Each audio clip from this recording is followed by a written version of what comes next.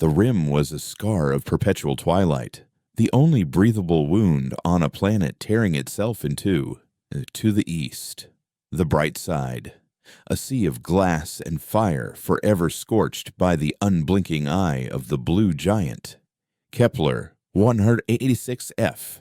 To the west, the dark side, a tomb of nitrogen ice and absolute zero. Between them lay the rim, a thin band of survivable dusk where the last dregs of humanity had been left to curdle. We called it Lethe because to be sent here was to be forgotten. The official designation was Penal Colony 734, but no one had used that name in 15 years, not since the Great Silence. That was the day the final Magnacorp transport, the Star Drifter, broke orbit and simply never came back. No message, no supply drop, no new shipment of souls to feed the mines. The silence they left behind was louder than any engine, a constant, ringing void that told us what we already suspected: we were garbage, swept to the edge of the galaxy and abandoned. Our world was a prison made of rust and routine. The hab blocks, stacked like corroded vertebrae, groaned under a sky the color of a day-old bruise. The air, thin and tasting of ozone and regret, was recycled by atmospheric processors that coughed and sputtered like a dying man. Survival was a grim calculus of calories, water rations, and knowing who to avoid. I was Alara, inmate 1771, though my number had been scoured from my jumpsuit years ago. Back on Titan, in another life, I was a senior archivist for Magnacorp, a keeper of their digital secrets. I was good at it. Too good. I found the truth buried under layers of encryption, the quiet data streams that detailed illegal human trials, black budget weapons research, and entire planetary ecosystems erased for profit. My mistake was thinking anyone cared about the truth. For my discovery, I was given a one-way ticket to the place where secrets go to die. Here, my old skills were useless, or so I thought. I became a scrapper, a rat that gnawed on the metal bones of our dead prison. I knew the schematics of every conduit, the decay rate of every power cell, the forgotten access tunnels that spiderwebbed beneath the main concourse. I traded in whispers and salvaged tech, navigating the treacherous currents between the two major factions that had risen from the ashes of the prison hierarchy. In the north, the Forgemen held the smelter, the last place on Lethe that could turn raw ore into usable parts. Their leader, a mountain of a man named Voss, ruled with a hydraulic fist and a possessor's grip on the flow of refined metals. In the south, the pit dogs controlled the mines, the dangerous and sun-blasted shafts on the edge of the bright side where the crystals were harvested. They were led by a gaunt, wiry woman named Sabine, her skin etched with the same fractured patterns as the crystals she sent her crews to die for. She was sharp, paranoid, and saw betrayal in every shadow. I served them both and belonged to neither, a ghost in the machine, trading information for the one thing that mattered more than food or water: anonymity. The illusion of peace, fragile as it was, shattered on a Tuesday. That's what we still called it, clinging to the rhythm of a world we'd never see again. The primary water reclaimer in Sector Gamma, the one that served over half the colony's population, sputtered, coughed black sludge, and died. The silence it left was different from the Great Silence. It was the sound of a countdown. Panic was a contagion, spreading faster than any fever.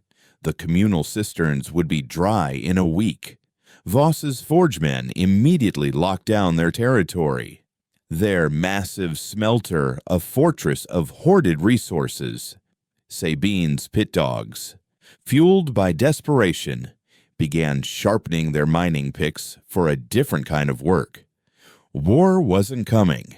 It was already here, just waiting for the first thirsty throat to start the screaming. That's when Voss sent for me.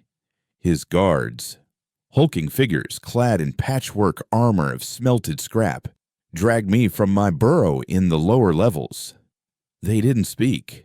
They just moved with the grim efficiency of men who had forgotten the sound of their own voices. Voss was waiting for me in the heart of his kingdom. The smelter, a cathedral of heat and roaring fire. The air was thick with the smell of scorched metal and sweat.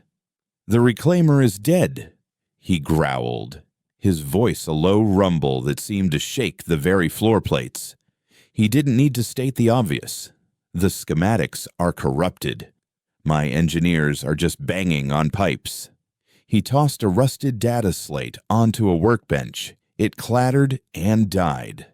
Sabine will make her move in 2 days. She thinks I have a private reserve. I don't. We're all on the same clock. He turned to face me, his shadow swallowing me whole. They say you can make the dead tech talk. The old admin block. The warden's office. The core systems terminal is there. They say it's haunted. I almost laughed. Everything on Lethe was haunted.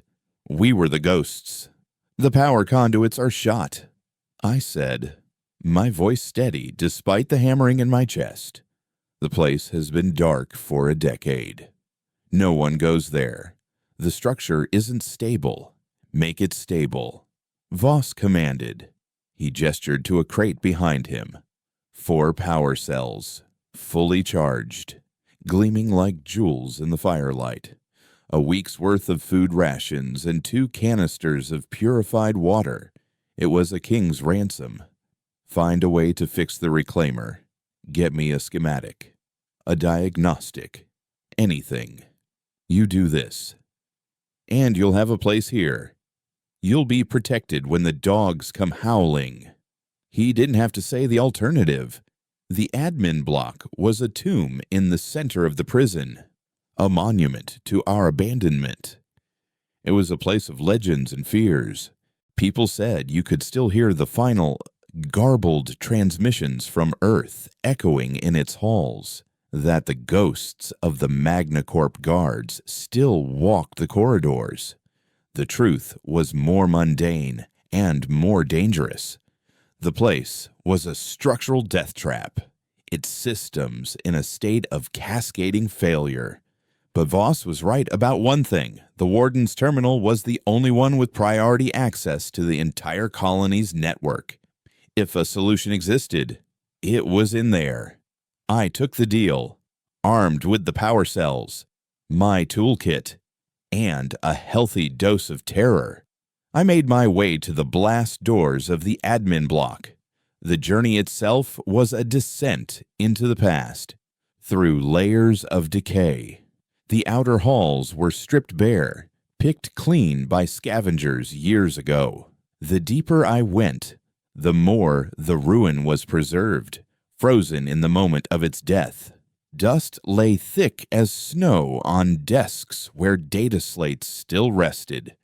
The air was stale, cold, and utterly still. Using one of Voss's cells, I managed to juice the door's auxiliary power. It groaned open with a shudder of tortured metal, revealing a darkness that felt absolute. My headlamp cut a sharp, lonely beam through the black. I moved slowly, my senses on fire, every creak of the deck plates a footstep behind me. The warden's office was on the top floor, a vulture's perch overlooking the entire colony. I had to climb, bypassing collapsed stairwells and navigating precarious catwalks. I found the terminal a sleek black console, an artifact from a cleaner, more advanced civilization. It was dead, of course, but I wasn't an archivist for nothing. I rerouted the primary power, bypassing fried circuits and corroded relays, patching the terminal directly into one of the fresh cells. The screen flickered to life, bathing the room in a soft, blue glow. A Magna Corp logo burned on the screen for a moment before fading to a login prompt. My old credentials, muscle memory from another life, flowed from my fingertips. Access granted. I dove into the system, my mind racing. I wasn't looking for water reclaimer schematics anymore. My gut, the same instinct that had led me to the truth on Titan, was screaming at me. A place like this, a secret buried this deep, it held more than maintenance logs. I bypassed the standard directories and went for the Warden's private logs. The triple encrypted files hidden behind layers of corporate security protocols. The decryption was slow, the system fighting me. As the progress bar crawled across the screen, I noticed something odd. Tucked away in a quarantine folder was a single file labeled Primary Mandate Addendum 7. Curiosity was a dangerous thing on Lethe, but it was the only thing that had ever kept me alive. I opened it. It wasn't a text file. It was a garbled wave of sensor data, geological surveys, and what looked like biosignature readings. It made no sense. It spoke of harmonic resonance, crystalline information storage, and a dormant, non-biological consciousness. The final entry was a single, chilling phrase from the Warden himself. They were never meant to leave. The sentence is life. The prison is the quarantine. Before I could process the words, the decryption on the Warden's log finished.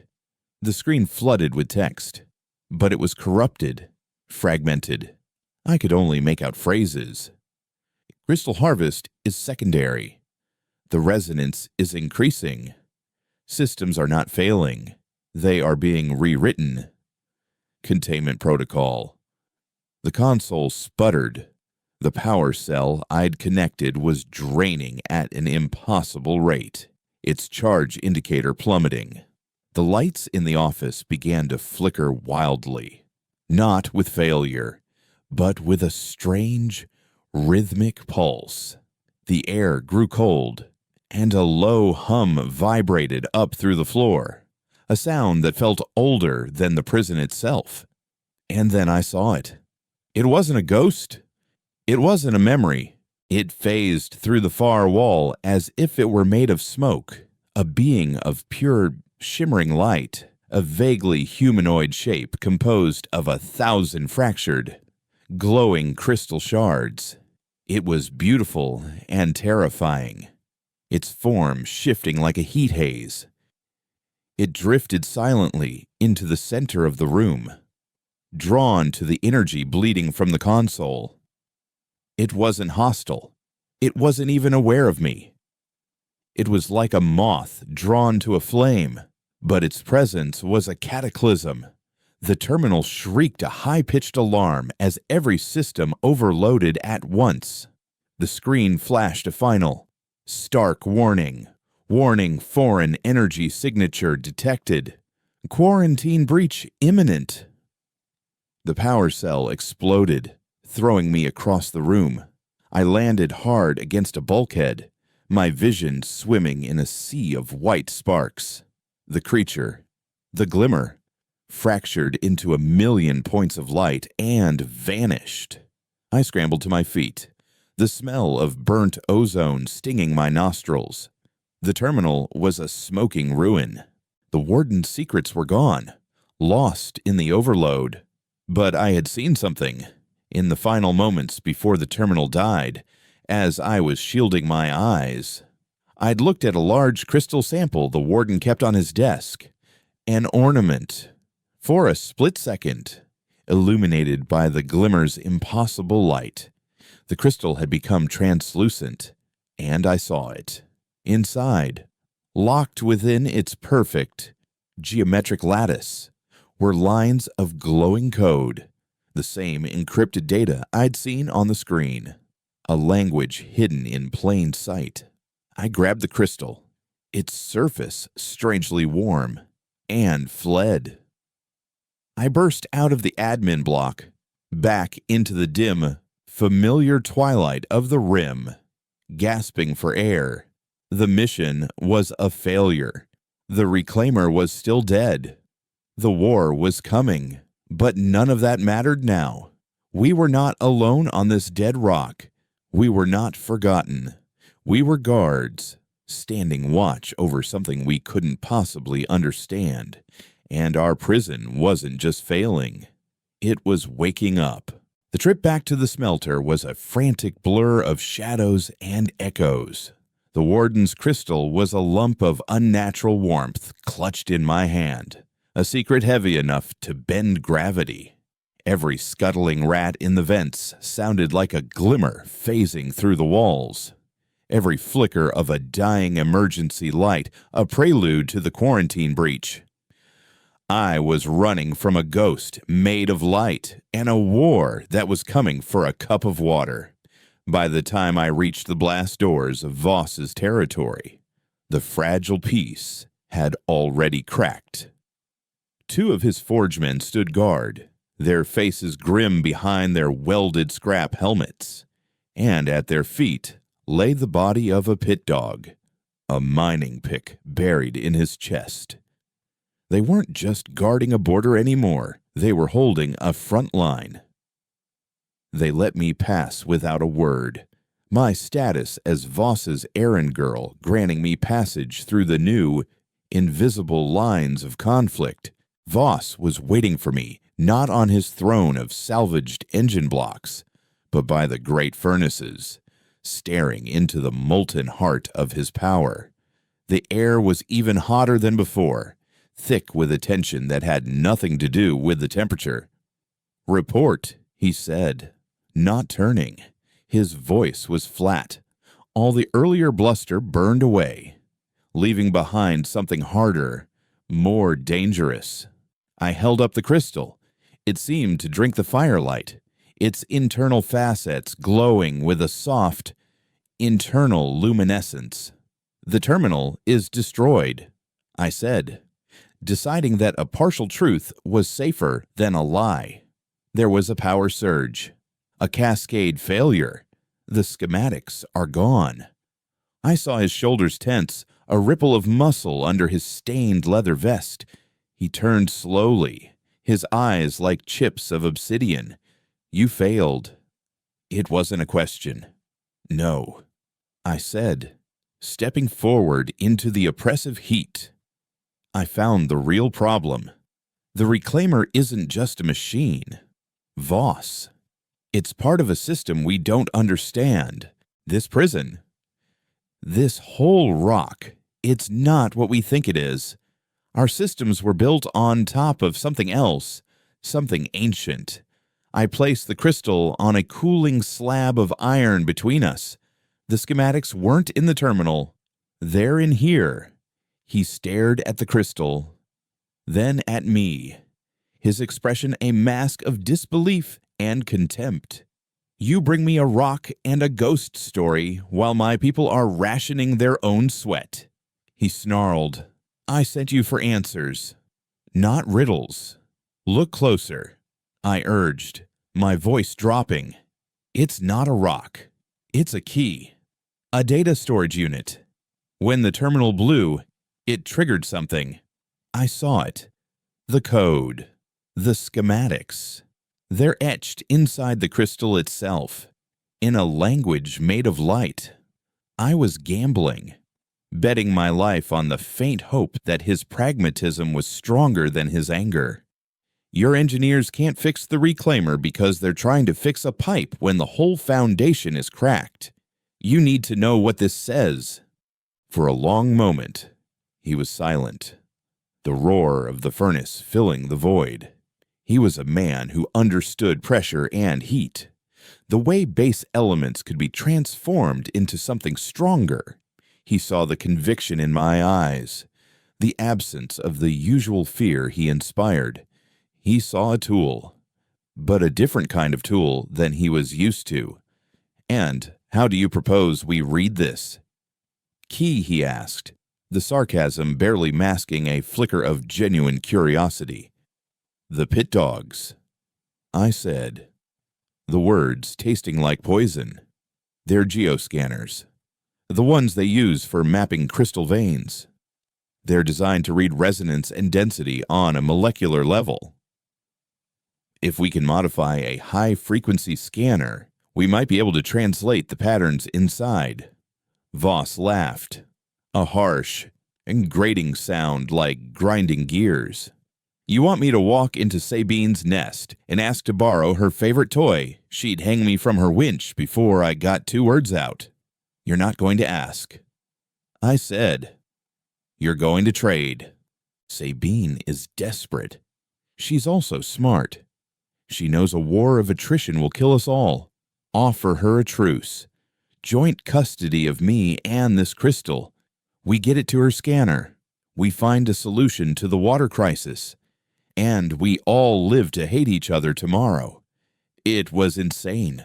A plan built on the hope that 2 starving wolves would agree to share a meal instead of eating each other. But desperation was a powerful currency. Voss stared at the crystal, then back at me. "You have until the next shift change to get me an answer. If you're wrong, I'll personally feed you to the furnace. If you're right." He left the rest unsaid. The journey to the south was a trip through a dying body. The Central Concourse, usually a river of grim, purposeful activity, was a ghost town. Hab-block doors were sealed from the inside, barricaded with scrap. Fear was a physical presence, a cold draft in the recycled air. I walked with a white flag, a strip of bleached med gauze tied to a metal pipe, a symbol so old and forgotten it was almost meaningless. Halfway across the no-man's land, Sabine's scouts found me. They rose from the shadows like wraiths, their faces covered in dust and crude symbols painted in what looked like blood. They were leaner than the forgemen, their movements quicker, more predatory. They didn't speak, just surrounded me and led me down into the mines, into their world of suffocating darkness and the constant threat of collapse. The air grew colder, the scent of ozone replaced by the damp, earthy smell of deep rock and something else, a faint, metallic tang that made the fillings in my teeth ache. Sabine was in her command center, a cavern carved out of a massive crystal vein. The walls shimmered with a pale, internal light, pulsing in a slow, hypnotic rhythm. She sat on a rock, sharpening a long, thin blade, not looking up as I was brought before her. She was smaller than I expected, but she radiated an intensity that made her seem to fill the entire space. Her eyes, when she finally raised them, were the color of the deep vein crystals, a startling pale blue. "Voss's little ghost," she said, her voice a low whisper that carried through the cavern. "Come to beg for water, I came to offer a truce," I said, holding up the crystal. "Voss agrees." Sabine's lips curled into a semblance of a smile. It was not a pleasant sight. Voss doesn't agree to anything unless his back is to a furnace. "What did you find in the warden's tomb?" She was sharper than Voss, her paranoia a finely honed weapon. There was no point in trying to manipulate her. I told her everything in the terminal. The warden's log, the quarantine, the glimmer. I explained my theory about the crystal, about the information locked inside. As I spoke, I watched her expression. She didn't mock, didn't show disbelief. Instead, a look of grim understanding settled on her features. When I finished, she was silent for a long time. The only sound was the faint, harmonic hum coming from the cavern walls. "We have always known the stones were alive. she whispered, more to herself than to me. We hear them sing when the deep tremors come.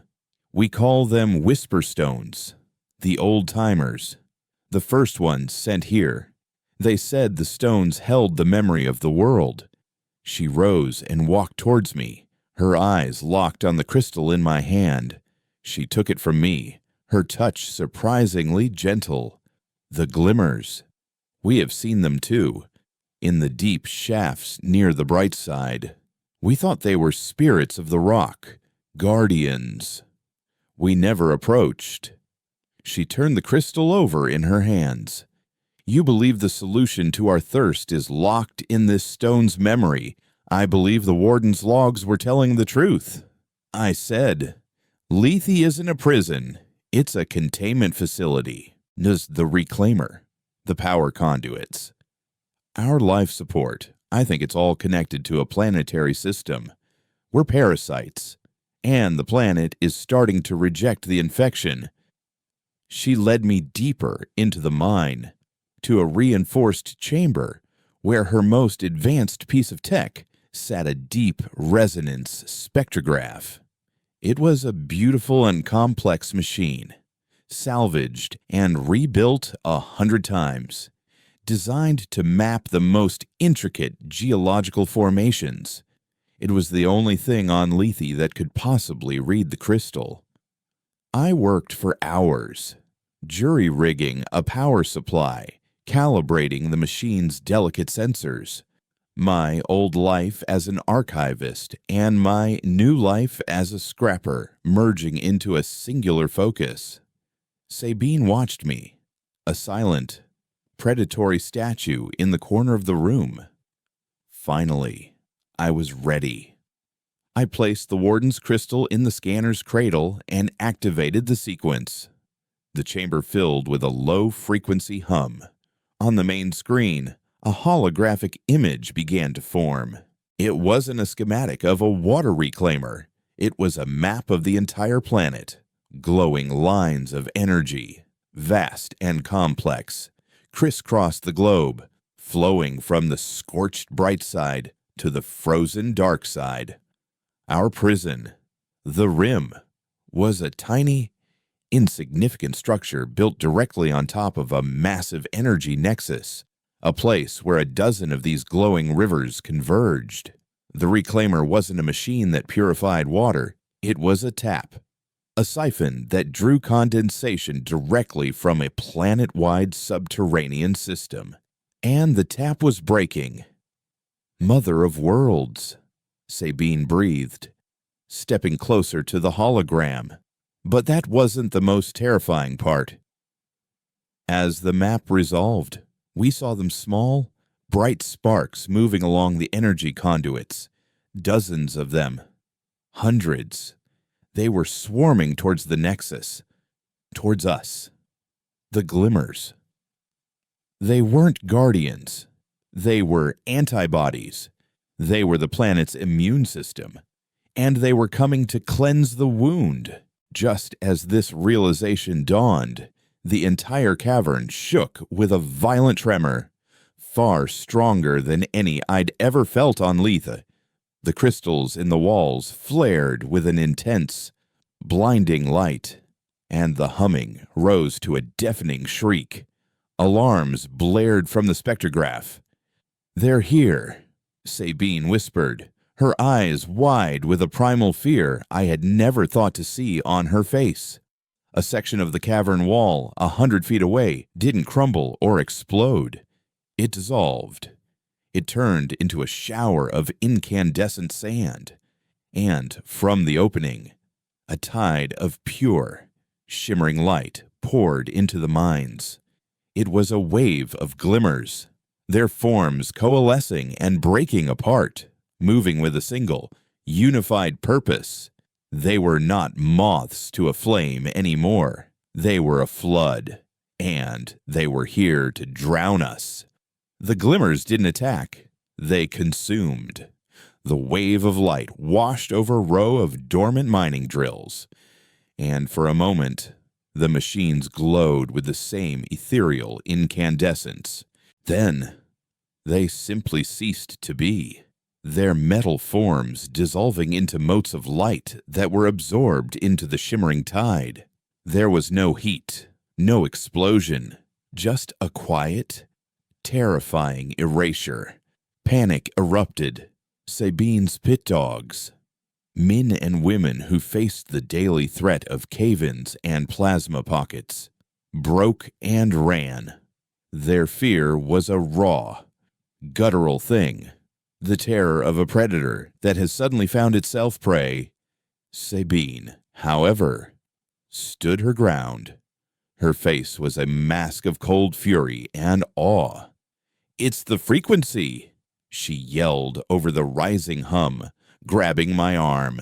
"The scanner, it's broadcasting. We drew them here, of course, by activating the spectrograph. We hadn't just read the crystal's memory, we'd sent out a signal, a beacon of active, parasitic technology in a place that was supposed to be dormant. We had rung the dinner bell." I scrambled back to the console, my hands flying across the controls, trying to initiate a shutdown sequence. But it was too late. The system was locked, overloaded by the feedback loop from the Glimmer's energy field. "I can't shut it down," I screamed, as the first tendrils of the light tide began to lick at the edges of our chamber. "We have to overload it. A power surge might kick it offline." Sabine didn't hesitate.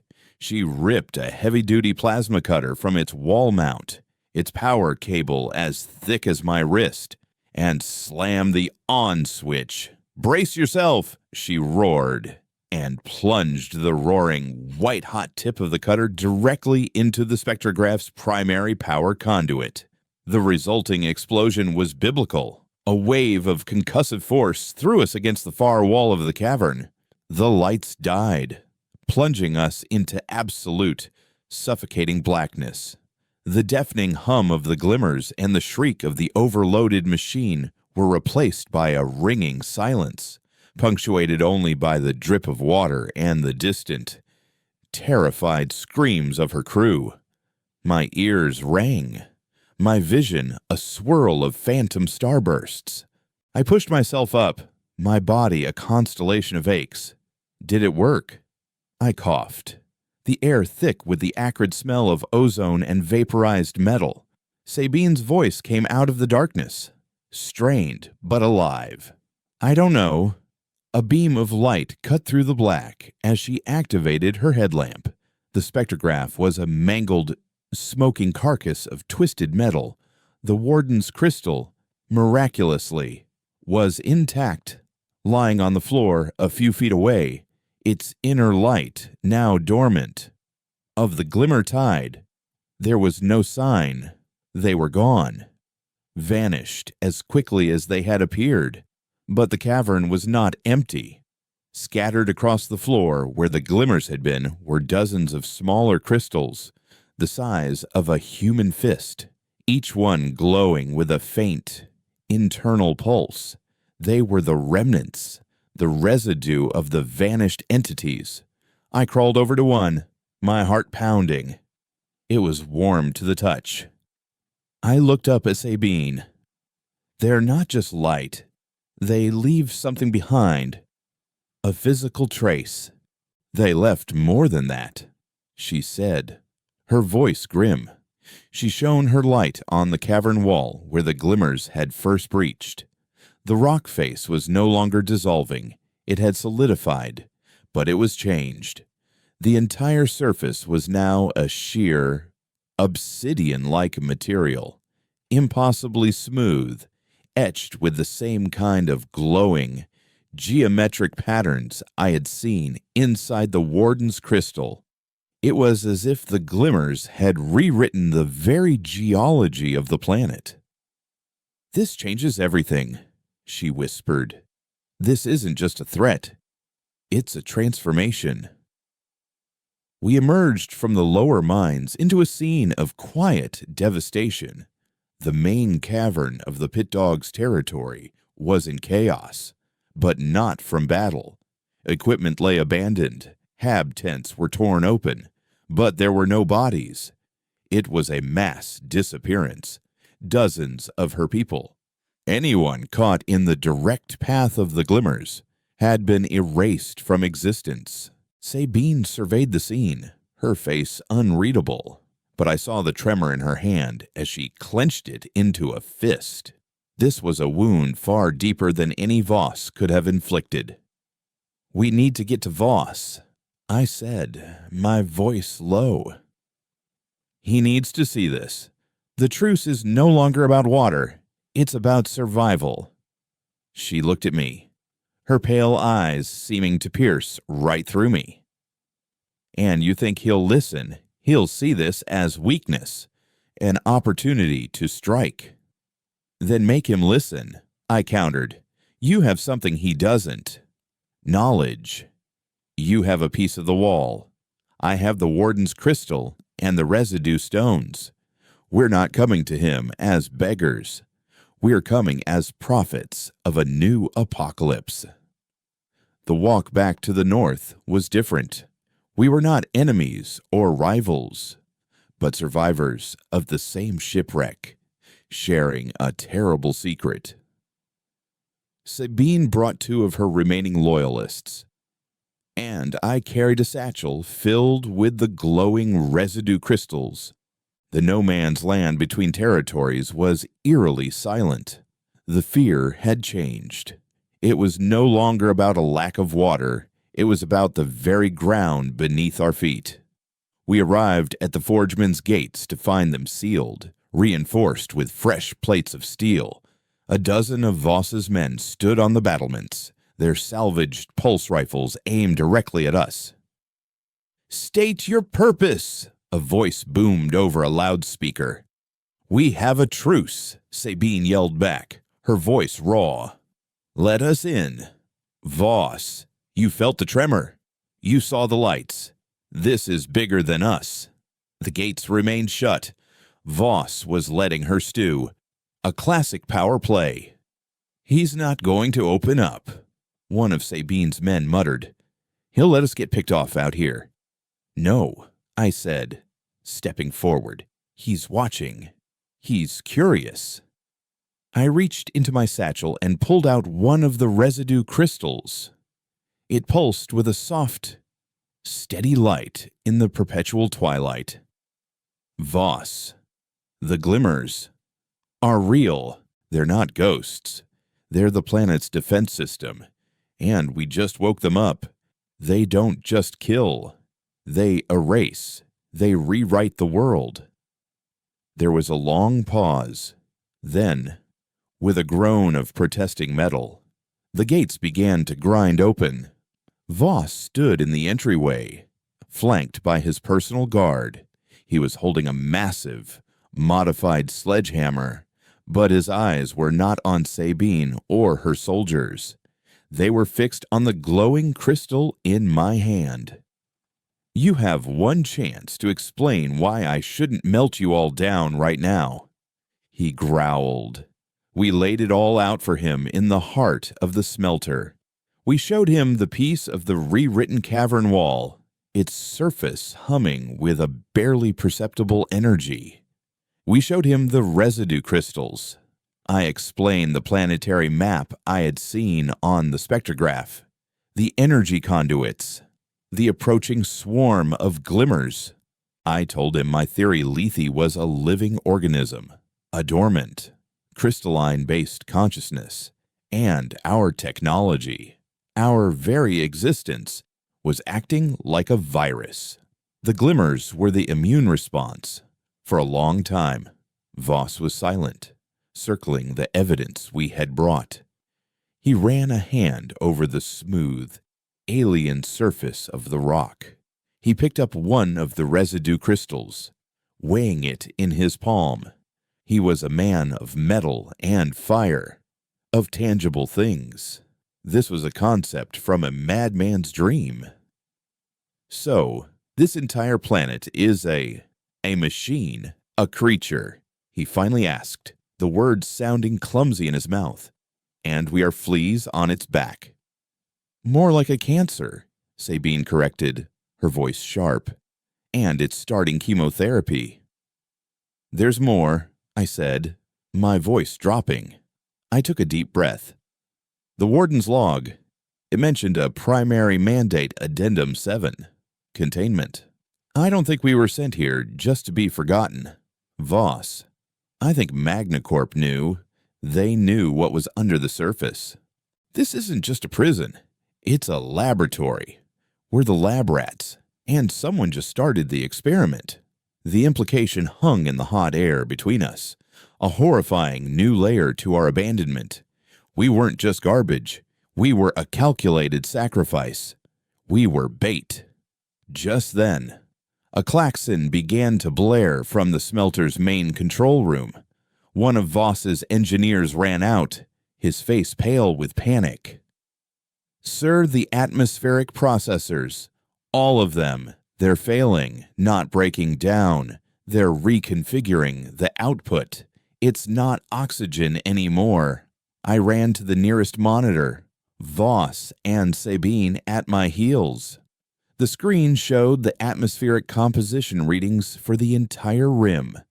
Oxygen levels were plummeting. In their place, a new, unidentifiable gas was rising, its molecular structure complex and crystalline. They're not trying to kill us with thirst, Voss breathed, staring at the screen. They're changing the very air we breathe. They're terraforming the prison back to its natural state. And in that moment, we all understood. The glimmers weren't an attack.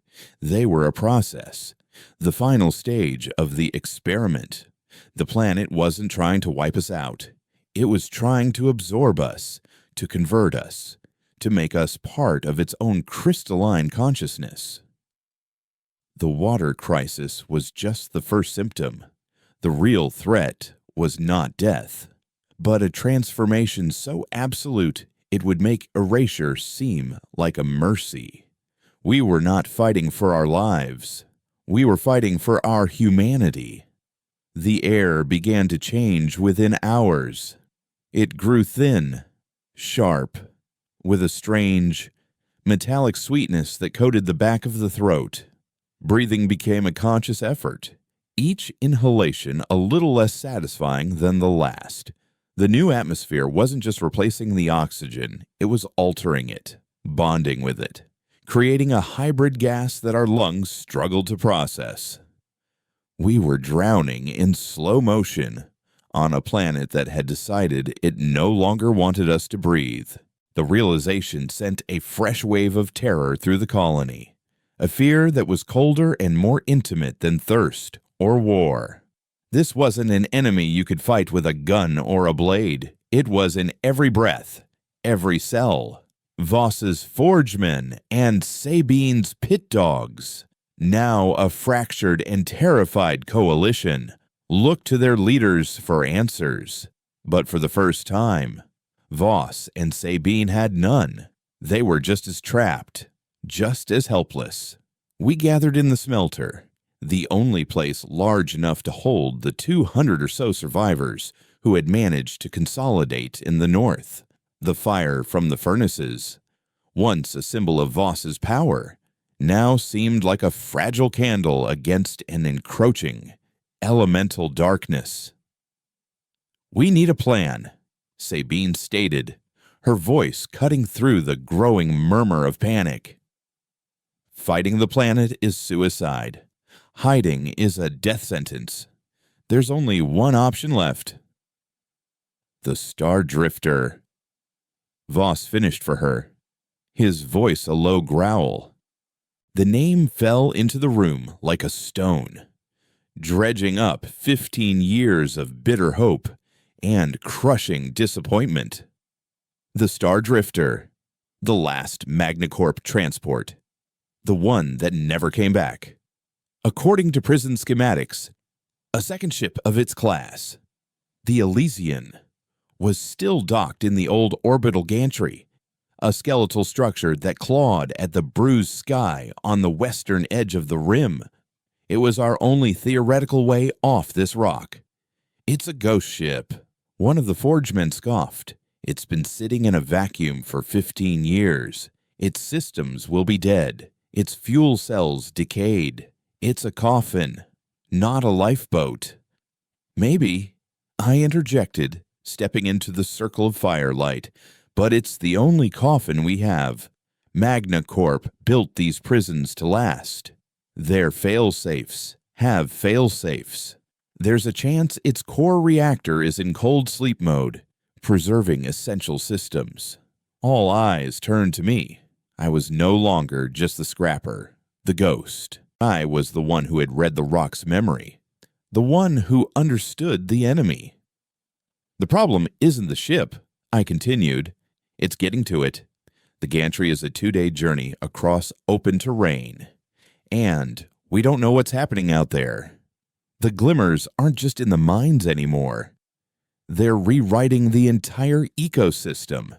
And what do we breathe while we're on this scenic tour? Voss countered, gesturing to the thin air around them. Our rebreathers are rated for 12 hours. Max. Most are barely functional. That's where these come in, I said, holding up one of the glowing residue crystals. I had spent the last few hours in Voss's workshop, experimenting. This isn't just a rock. It's a power source, a battery. It emits a low-level energy field that resonates with the new atmosphere. When I integrated one into a rebreather's filtration matrix, it acted as a catalyst. It doesn't fight the new gas. It converts it, temporarily making it breathable. It was a desperate, unproven theory, but it was the only one we had. I had modified a single rebreather. It worked, but I had no idea for how long. The plan was as insane as it was simple. A small team would make a run for the gantry. Voss would lead, his strength and tactical knowledge essential for the journey. Sabine would come, her knowledge of the planet's strange geology now a vital asset, and I would go, because I was the only one who might be able to interface with the Elysians' dead systems. We would be a trinity of desperation, a blacksmith, a miner, and an archivist, on a pilgrimage to a dead ship. The journey began at dusk. We were a small, spectral procession of 20 souls, the strongest and most skilled of our remaining people, moving through the skeletal ruins of our prison. Each of us wore a modified rebreather, the glowing crystal at our throats casting an eerie, pulsating light on our faces. The world outside the hab blocks was already transforming. The rust-colored dust of the rim was now shot through with veins of shimmering, crystalline material. The hardy, scrub-like vegetation that clung to life in the canyons was gone, replaced by strange, geometric flora that glowed with a faint, internal light and chimed softly when the thin wind blew. It was beautiful, in a horrifying, alien way. The planet was healing itself, overwriting our ugly, industrial scar with a new and terrible kind of life. The glimmers were everywhere. We saw them in the distance, flowing like rivers of light through the canyons, their silent, purposeful movement a constant, terrifying reminder of the power we were facing. They seemed to ignore us, as if we were too insignificant to warrant their direct attention, but their presence was a constant weight on our nerves. On the second day, we found what was left of an outlying mining outpost. Like Sabine's main cavern, there were no bodies, just tools dropped in mid-use, half-eaten meals on tables. But here, the transformation was further along. The walls of the hab units were coated in the same obsidian-like material, and from them grew crystalline structures that looked disturbingly like frozen, geometric versions of the miners who had lived there. The planet wasn't just erasing them, it was memorializing them, turning them into monuments of their own extinction. It's assimilating them, Sabine whispered, touching one of the crystalline figures. Their biomass, their energy, it's all being repurposed. The sight broke something in our group. The cold, abstract threat had become visceral, personal. We were not just fighting for a future, we were fighting to avoid becoming statues in our own museum. We reached the orbital gantry on the third day, exhausted, dehydrated, and running on the ragged edge of sanity. The structure was a masterpiece of dereliction, a lattice of rusted steel reaching into the sky like the skeleton of some colossal beast. And there, nestled at its peak, was the Elysian. It was smaller than I imagined, a utility transport, not a warship, its hull coated in a thick layer of space dust. As we began the long, treacherous climb up the gantry's maintenance ladders, the planet finally seemed to notice us. The ground below began to tremble, not with the deep, geological tremors we were used to, but with a high-frequency vibration that set our teeth on edge. From the canyons around us, the rivers of light converged, flowing towards the base of the gantry. The glimmers were coming for us. "They know what we're trying to do," Voss yelled over the rising hum. "They can't let us escape, everyone. Double time, get to the ship." The climb became a frantic, desperate scramble against time. The gantry groaned and swayed as the glimmers began to consume its foundations, the steel supports dissolving into light below us. We lost people. A ladder gave way, sending 3 forgemen plunging into the incandescent tide below. A pit dog froze in terror, staring at the approaching wave, and was simply erased from the catwalk he stood on. By the time we reached the ship's primary airlock, only 7 of us were left, and I slammed my hand on the emergency access panel. Nothing. The ship was as dead as we had feared. "It's no good," I shouted, pulling out my toolkit. "The external power is gone. I have to get inside and jumpstart the auxiliary reactor." "There's no time," Sabine screamed, pointing down. The glimmer tide was no longer just consuming the gantry. It was rising, flowing up the structure itself like a wave of liquid light. Voss made a decision. He turned to the 5 remaining soldiers. "You!" he roared, pointing his pulse rifle at the approaching tide. "You are forgemen. You are pit dogs. You are the last line of this forsaken world. You will buy her the time she needs. You will hold this ground until you are nothing but dust and light. Do you understand me?" A grim, unified cry was his answer. They formed a firing line at the edge of the docking platform, pouring everything they had into the wave of glimmers. It was a futile, heroic, and utterly necessary gesture. Voss turned to the airlock door. He didn't have tools. He had his sledgehammer. "Stand back," he commanded. He swung the hammer, a blur of motion and raw power. The first blow dented the reinforced durasteel with a deafening clang that echoed through the gantry. The second blow created a spiderweb of fractures. On the third swing, the metal screamed and buckled, creating a hole just large enough for me to crawl through. I squeezed through the opening into the pitch black, freezing cold interior of the Elysian. "Go!" Voss yelled from outside. "Get it started," I ran, my headlamp cutting a frantic path through the silent, dead corridors. I knew the schematics of this ship class by heart. Auxiliary engineering was 2 decks down. As I ran, I could hear the muffled sounds from outside, the defiant roar of pulse rifles, the rising, harmonic shriek of the glimmers, and the relentless and percussive boom of Voss's hammer as he tried to widen the breach for himself and Sabine. I found the auxiliary reactor, a compact fusion core, cold and inert. My hands, numb from the cold, fumbled with the access panel.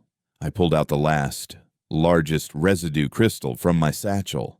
It was a wild, desperate gamble.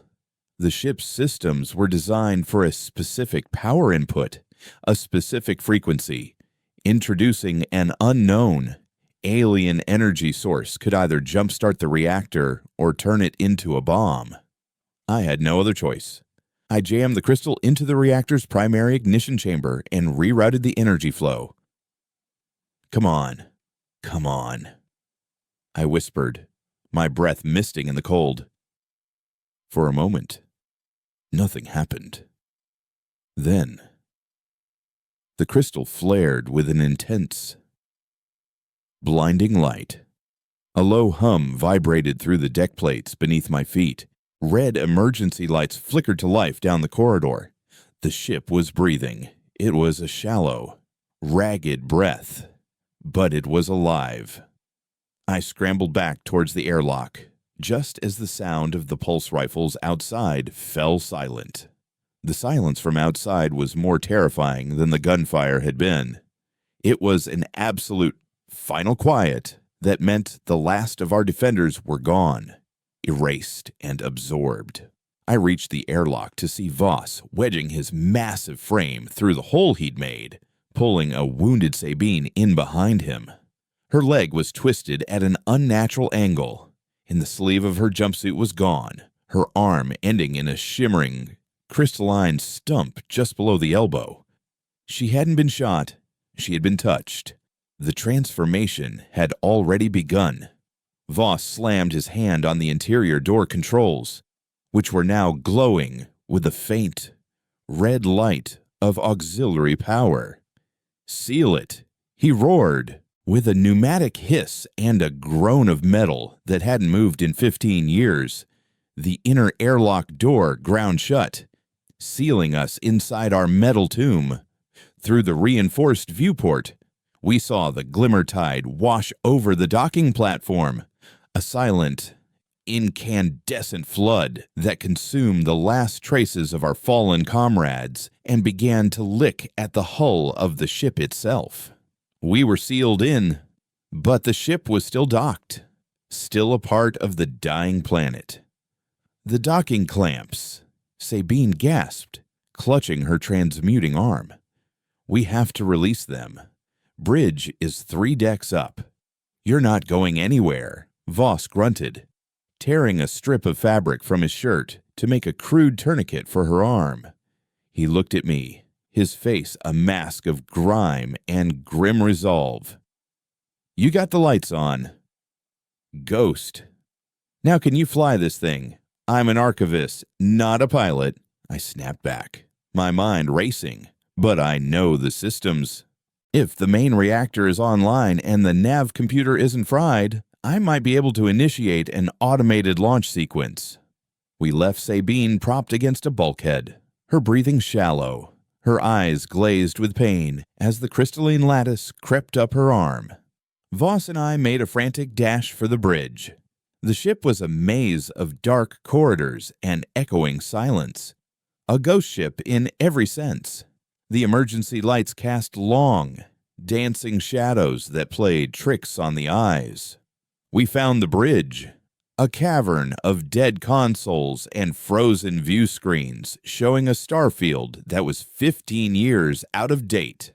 The command chair was covered in a thick layer of dust.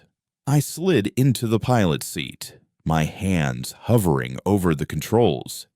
"The main reactor is still in cold sleep," I said, my fingers flying across a diagnostic panel. "The crystal jump-started the auxiliary, but we need the primary core to power the engines and release the clamps."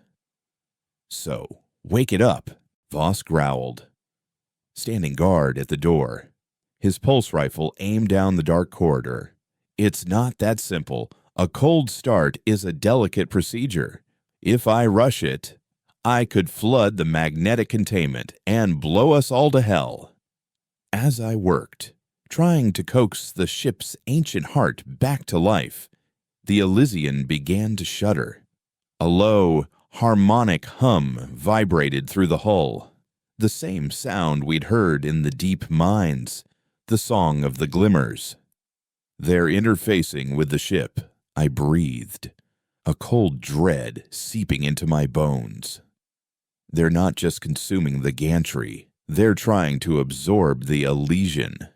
The consoles on the bridge began to flicker, not with power, but with the same eerie, geometric patterns of light we'd seen on the cavern walls. The planet was hacking our lifeboat, rewriting its systems from the outside in. The main reactor sequence stalled, the console flashing an error message, external system override. "It's no good," I yelled. "They've locked me out of the reactor." "Then we do it the old way," Voss said, his eyes glinting with a familiar, furious fire. He pointed to a maintenance hatch in the floor. "Main engineering. If you can't start it from here, we'll start it from the core itself." Leaving me on the bridge to try and fight the Glimmer's intrusion, Voss descended into the bowels of the ship. I battled the alien code that flooded the system, a ghost in the machine fighting a planetary consciousness. It was a hopeless, frantic struggle. For every firewall I raised, the Glimmers found two ways around it. The ship was groaning around me, the sound of a dying beast. Down in main engineering, Voss found the reactor core, a massive, cylindrical chamber humming with dormant power.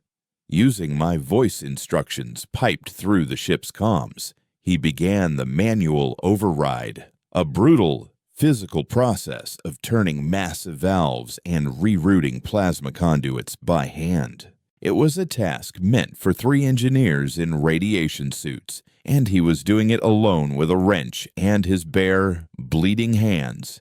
Just as he turned the final valve, the ship gave a violent lurch.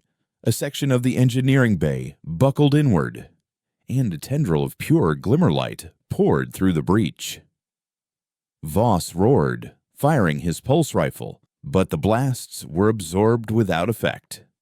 The light washed over his legs, and he screamed, a raw, agonized sound that echoed through the comm.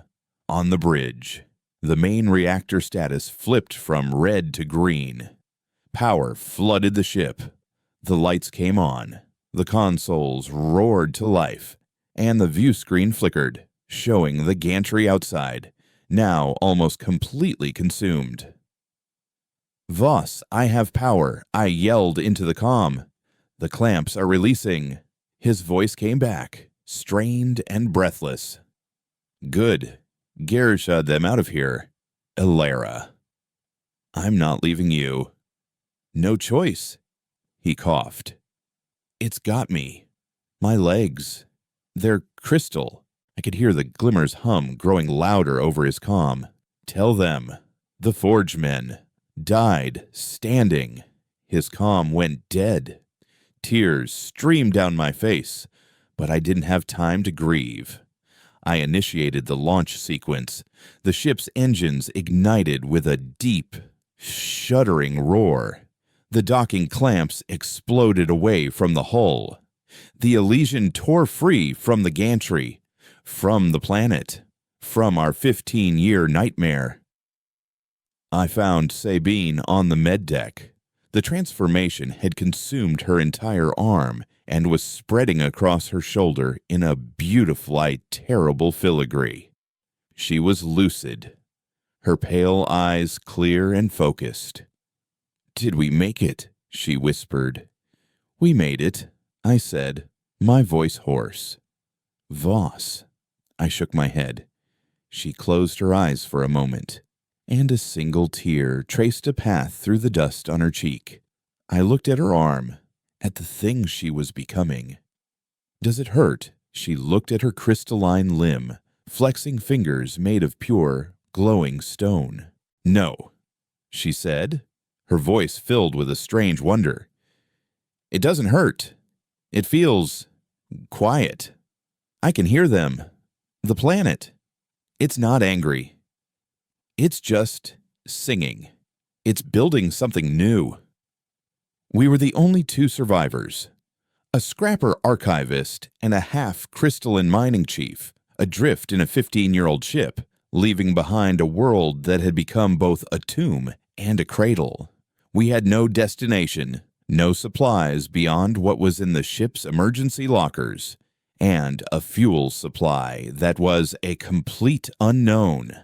We had escaped, but we were more lost than ever. As I stood on the bridge, watching Lethe shrink in the view screen, a bruised marble of dusk and twilight, now glowing with a faint, internal lattice of light, I assessed the ship's deep storage archives. I searched for Primary Mandate Addendum 7. This time, with the full power of the ship's computers, I broke the encryption in minutes. It wasn't a scientific report. It was a last testament, written by the warden himself, transmitted into the ship's black box moments before the Great Silence. They lied to us. It began. MagnaCorp didn't discover a dormant consciousness. They created one. The crystals are a failed experiment in terraforming nanotechnology.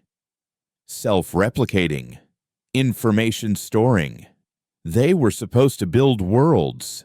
Instead, they learned to absorb them. Lethe is not containment. It is the crucible.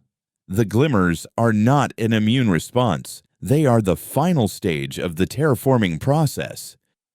We, the prisoners, were the catalyst, our organic matter, our technology, the final ingredients needed to awaken the process. They didn't abandon us. They were watching, waiting for the experiment to conclude. The Star Drifter never left. It's out here, beyond the asteroid belt, running dark, waiting to collect the results. A cold, hard certainty settled in my gut. This was never over.